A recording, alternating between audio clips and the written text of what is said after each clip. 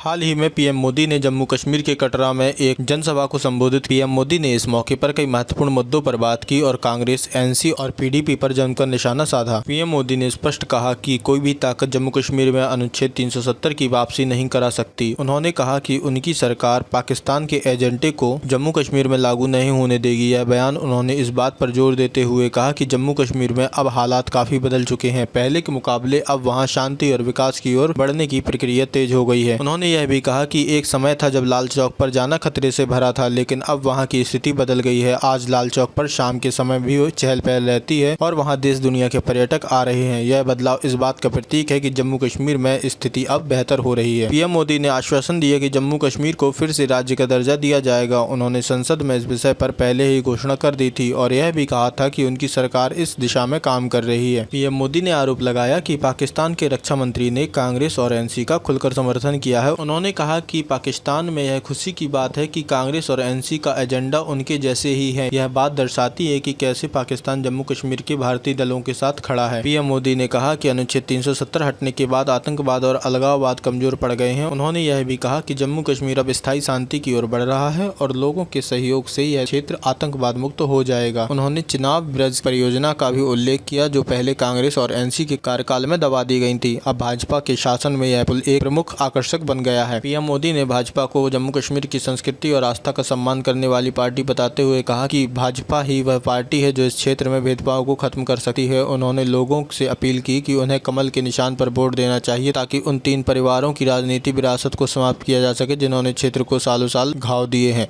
ऐसी ही latest news के लिए हमारे चैनल को सब्सक्राइब करें और आपकी इस विषय पर क्या राय है हमें कमेंट सेक्शन में जरूर बताएं। धन्यवाद।